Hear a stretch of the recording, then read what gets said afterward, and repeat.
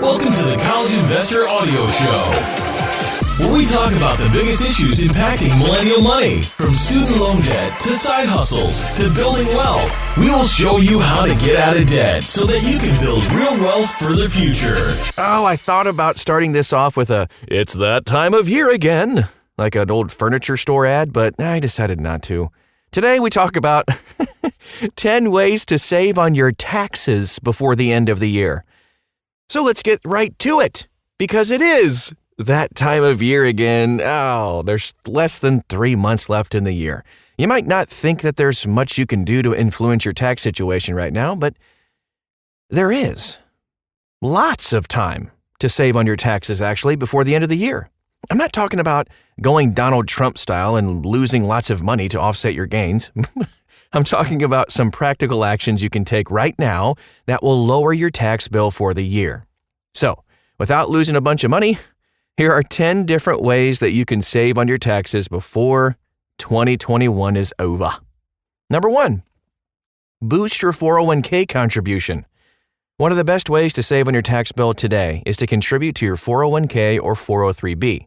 These accounts allow you to save pre-tax money for retirement. And the result? You pay less in taxes today because the money grows tax-free until you withdraw it in retirement. For 2021, the 401k contribution limit is $19,500.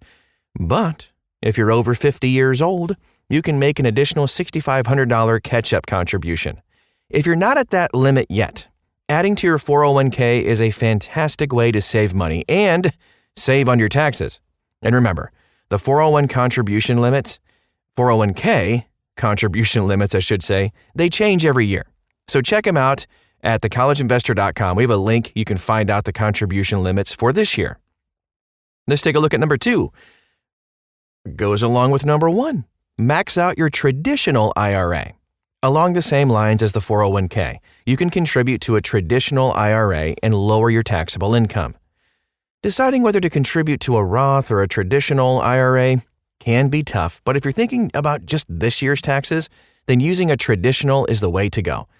For 21, you can contribute $6,000 to an IRA if you're under 50 and $7,000 if you're over 50.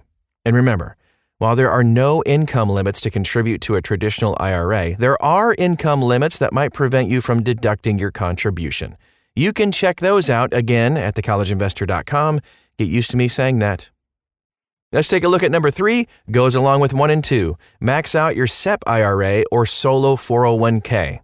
If you're a side hustler like yours truly, it's essential that you take advantage of a SEP IRA or solo 401k to lower your taxable income. Side hustles are great, and we have a list of 50 of them you can try.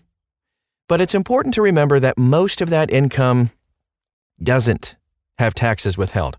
So you're going to face a large tax bill on your side hustle money, unfortunately.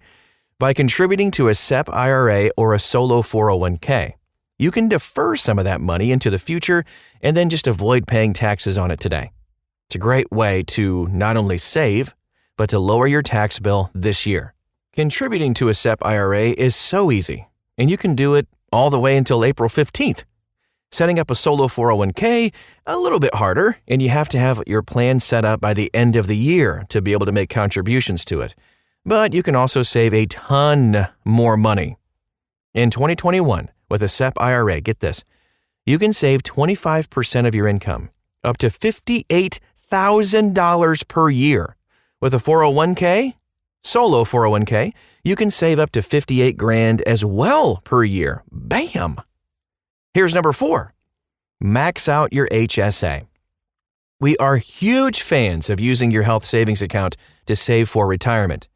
If you have the ability to max out your HSA this year, make sure that you contribute as much as possible. And remember, if you can afford it, don't get your reimbursements this year. Save your receipts and let the money in your HSA grow for you. And a quick reminder, the HSA is kind of like your IRA, and you can actually make your 2021 contributions all the way until April 15th of 2022. In 2021, you can contribute up to $3,600 if you're single and $7,200 if you're a family.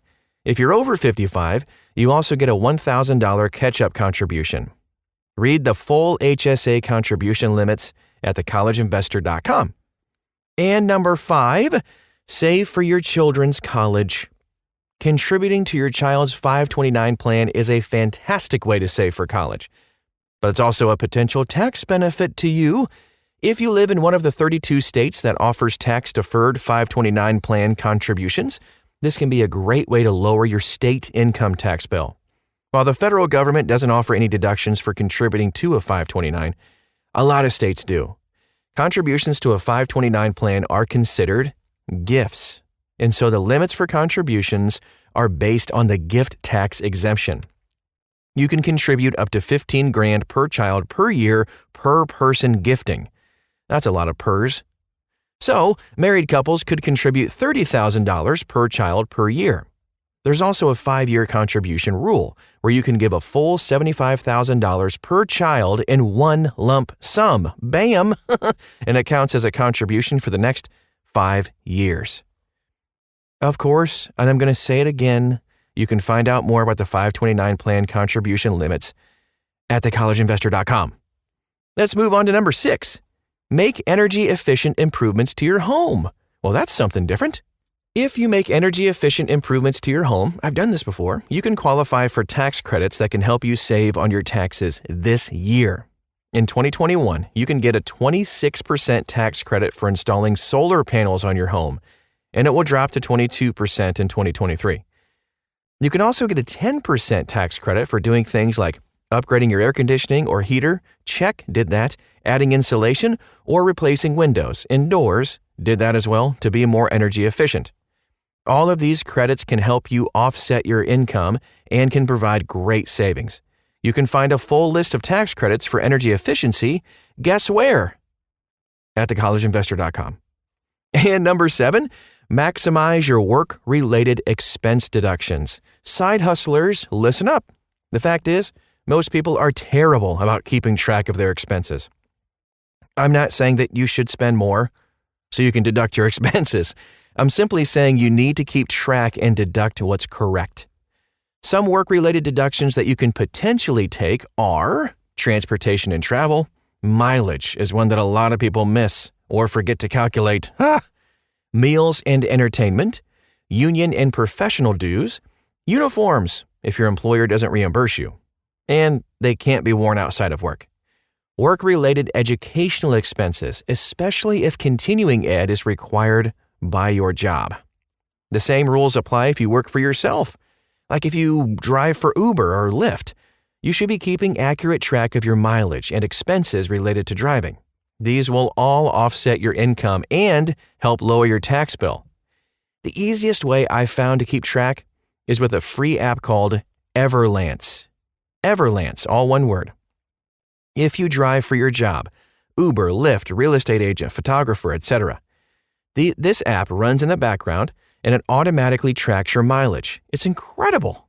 The app is free too, and it has a lot of features that you don't need to pay for. That's rare. There is also a premium version, and we'll hook you up if you get it. You just use the code TCI20. TCI20 to get $20 in Everlance credits. You can then either apply those credits against a monthly account and get premium for free for a few months, or they can apply that against the $60 annual plan. Honestly, it's super cheap for all the features you get. In order for the system to recognize you, though, new users will need to go through our website, thecollegeinvestor.com. If you pay using the app instead of the website, though, you can't use the discount code and they cannot refund you. So please keep track of your expenses and save money, and sign up if you're interested through thecollegeinvestor.com. Number 8, donate to charity. My favorite one. This is another great way to save. It's just by donating to charity. Your donations of both cash and things can be deducted from your taxes. Yes, and things. So right now, start doing some fall cleaning, get organized, see what you don't need anymore. And some rules of thumb include clothes you haven't worn in a year, old kids' clothes or toys they don't use anymore. Wow, I have a lot of those. Okay, items sitting in your garage unused for a year. I have a lot of those too. It'd be nice to be able to park a car in there, wouldn't it? You can take these items to a local charity, save your receipt, and deduct your donation on your tax return. Super cool. In 2021, even if you don't itemize your tax return, you can still deduct up to $600 in cash contributions to charity. And for those that do itemize, you can deduct cash charitable contributions up to 100% of your AGI this year. Boom. Let's move on to number 9. Sell your loser stocks. Wah, wah, wah. All right, I know I mentioned this earlier, to not be a loser like Donald Trump and take huge losses simply to avoid taxes. I'm not speaking to his character at all, by the way. Please don't send hate mail. But even good investors have poor performing stocks. Now's a great time to look at your portfolio and sell some losers to take the capital loss. This strategy is called tax loss harvesting. That sounds official. It can be an effective strategy, especially if you have a lot of capital gains in your portfolio from earlier in the year. A lot of winners. You got to offset those winners somehow. So when you do it, make sure you're being mindful of the capital gains tax brackets, though. But on the flip side, number 10, wait to rebalance your portfolio.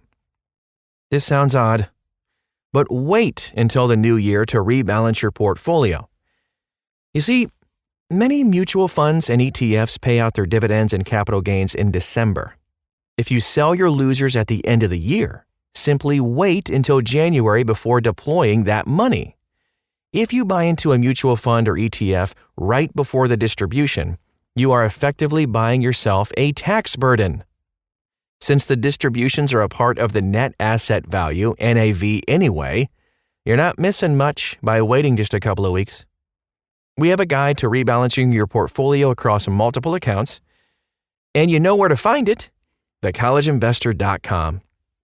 Here are just a couple of more things to consider for next year. There are some things you just can't change this year. Maybe you've already sold some stocks or had other gains. But right now is typically open enrollment for many people. And that means there are changes that you can make for next year. If lowering your taxable income is a goal for you, consider making these changes during open enrollment. Maximize your 401k contribution. Choose a high-deductible health care plan with an HSA. Maximize your HSA. If you have kids, take advantage of a dependent spending account for child care costs. If you commute to work, consider a transportation spending account if you're eligible. That is our show for today. Tons of cool stuff for you to try. And if you want to find out more, find out all the links and resources, I've only said this 17 times today, so why not make it 18? Check out thecollegeinvestor.com. Thanks so much for having some fun with us and stopping by today, and we'll talk to you again real soon.